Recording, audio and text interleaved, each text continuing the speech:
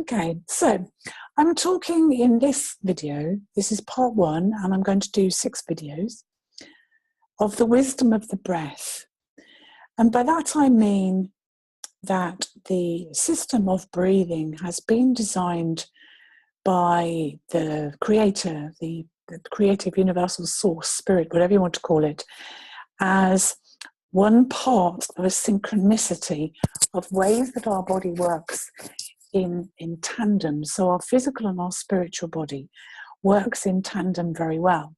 And although we're not always aware of it, because often we aren't, well, often, I don't know, I have no idea, the proportion of people in the country, in the world, on the continents, whoever, in whichever religion, the proportion of people who have an understanding and an idea that we are more than just a physical body. Who can say how many people that is? But I'm sure that the majority of people on the Facebook groups that I'm in certainly have an idea that we're more than just our physical body. So I'm talking to you.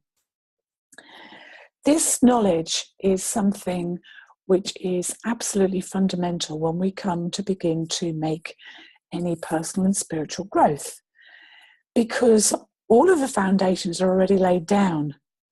And once we understand this, we can begin to take advantage of it. We can begin to use the system in the way that it's designed, and we can make progress very quickly indeed. So this video, this one, part 1, is that our breath always knows which part of our experience needs attention. And when I'm talking about my rebirthing experience or the rebirthing experience of my clients, one of the things that we do, and question people often asks, is to understand that by building up our energy within our breathing, we can trust that our body will use it in the best way possible. And this is something which, once you begin to walk down the spiritual path, you realise, of course, is logical. But to start off with, people aren't always entirely sure about this. And it's interesting that people who have the most questions about these sorts of things. I attract a lot of people who've already done yoga, for example. But recently I've had a GP come in to me who is she's also interested in yoga, which is why the breathwork appealed to her. But she needs more reassurance. That often happens with people who are in health professions, because their training, on top of perhaps cultural background, is built on this idea that, first of all, you can't trust your body to work properly because it breaks down a lot. And secondly, that we need to have some sort of proof that somebody else has provided to know that what we're endeavouring to do will work. And of course, you know what I'm going to say, neither of those things is true. First of all, our body is designed extraordinarily well to function properly. And secondly, we don't have to prove it via somebody else's proof. And in fact, one of the worst things we do is to believe that somebody else knows better than we do what's good for us. And I'm sure you resonate with that. I certainly do. So when we're talking about breathing and the breathwork itself, and I'm going to go away from my notes because it distracts me, what really helps me is seeing myself on the video so that I feel as though I'm talking and there's somebody there, even if it's just me. So the breathing itself, when we're breathing, we know very well that we're exchanging oxygen and carbon dioxide. Not just those two things are happening, but that's the main reason that we perceive that we're going to be breathing. Oxygen is the thing we know that we need. It's the thing we know we need very quickly. We need it instantly. We need it all the time. We need it constantly. And we also have some idea that we need to breathe out too. And it isn't just to make space for more oxygen to be breathed in.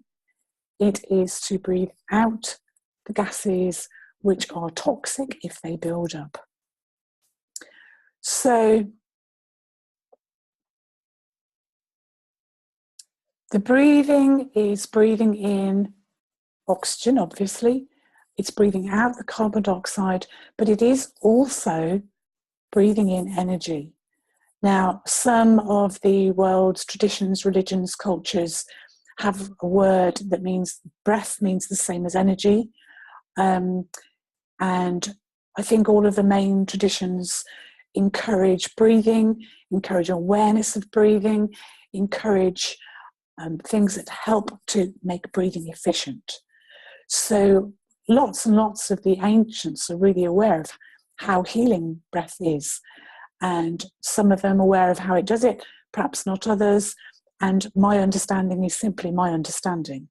But because I've practiced breathwork for a long time, because I've experienced a myriad of different revelations, physical experiences, mental, emotional, psychic, past life, spiritual, whatever you want to call them, experiences, they've all come in together into my grand experience of rebirthing and breathwork.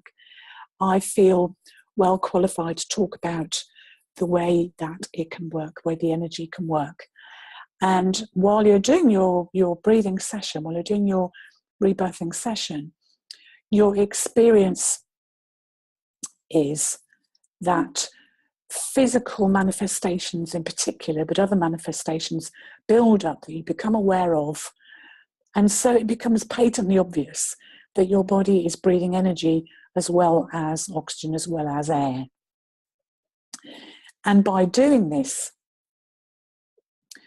you raise the energy in your body, and you then become aware of the blocks and the blockages to the air, to the oxygen, sorry, not air, the oxygen once it's been absorbed into your bloodstream, to the blockages that may be around your body, which are physical, emotional, and spiritual. So this is the lovely, lovely way that breathing works in particular, but we as organisms work in a more broad sense. We have this efficiency, we have this broad, energetic experiences on many levels. Let me just turn off I don't know I can do that, can I? I can't turn off the sound and still maintain my connection with Facebook. Well, I apologise for the bong when somebody posts up on Facebook, because I want to keep the page open so that if anybody asks me any questions, I can answer them. I've done this before and I've closed that to avoid the noise. And then I found that there were people asking me questions and I didn't answer them because I wasn't aware of it. So there we are. We have to live with the bongs. Okay, so back to my Zoom. Yeah, so once you are aware that you are using your breath as a tool, you are breathing continuously. That's how the system works. You breathe in and out, and in and out, and in and out without pause. Certainly at the beginning of the session, you are really aware of this circle or the infinity symbol of the in-breath and the out-breath flowing. And as you build that energy up, you become more and more aware of anything that is present. So it may be a physical feeling, it may be an awareness of an emotion, it may be an expression of an emotion, it may be pictures that you can see, it may be symbolism, it may be a dreamlike state. Lots and lots of things build as you harness your breath. And the loveliest thing about all of this in breathwork is that it's something that is a body experience. You don't have to speak. You are just living, reliving, breathing, experiencing, feeling. That's all you're doing. And it's beautiful because by doing that and by solely doing that, you're healing yourself. So it's an incredibly efficient system. It's one of the reasons I love it so much, and one of the reasons I'm still practicing it, why I'm still using it, why I have revelations. I've just had one this morning, which has thrilled me beyond thrilling, because it's a major, major thing that I've been working on for decades. So I'm feeling really upbeat about it. I'm feeling really, really pleased with myself. And all of it adds to my experience and what I can offer you.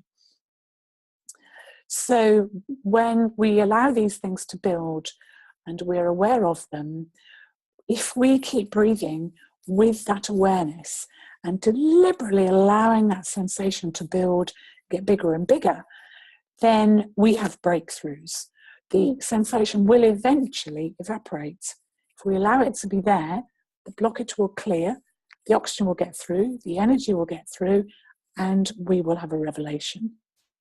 All of those things, the layers that there are, they're all part of the whole. They're all part of the experience that we are willing and wishing to have.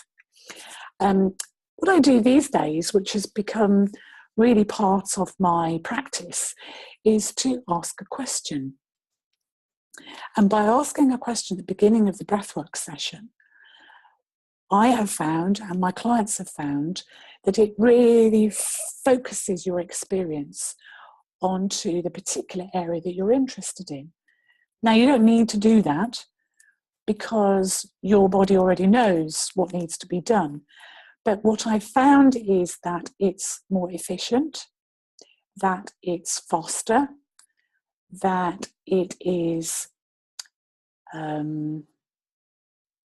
it's more pleasing, it's clearer, and clarity is one of my very favourite things. So those are the things that I feel that this particular part offers. Oops, clicking on the wrong bit. I'll just go back to where I was. So how your body knows about where the energy blockages are, it feels it. Your body, your spirit, your energetic self, in the wholeness of you, is aware of what those blockages are. You may be aware of them. You may have been thinking hard about them. You may have been trying not to think hard about them, because, of course, the thing we focus on is the thing that we keep repeating. You may be directing your energy elsewhere. You may be building up your energy in the things you're enthusiastic about and answering the call within yourself to be heading in the direction of your passion. All of these things are beautiful ways to open the pathways up for us to be led to the place that's our satisfaction and our success. And I just love it. I love the way that it works. I love the feeling of the energy, the power of the revelation. I'm pointing here at my chest because this is really where I feel that connection. If you've been following me for a while, you may have seen one of my favourite revelations, which is that our breath is what tethers our soul to our physical body. And those were words that came to me with my understanding that I've had for a long time, which is very clear, because as we emerge into the physical world from our mother, we breathe in for the first time. And as we pass out of the world back into spirit, we breathe out for the last time. So this breathing experience is our connection. It's our link. It's also a channel. It's an energy channel which we can use. You know, we can move both ways through that channel. We can use this experience of our soul knowledge, which is obviously part of our breath knowledge, to know what to focus on, to know which direction to move in, to know which direction to have our business in, where our heart is telling us, leading us, where we need to follow to be our happiest selves. So I hope you've enjoyed that. That was part 1 of the 6 steps to the wisdom of the breath. I shall be back with the next one very soon. I will post up when I'm going to be doing it.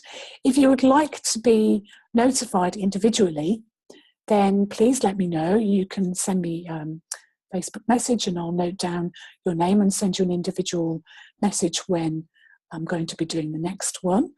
The next topic, let me just find it for you. The next topic about the wisdom of the breath is it knows which part of your body needs healing.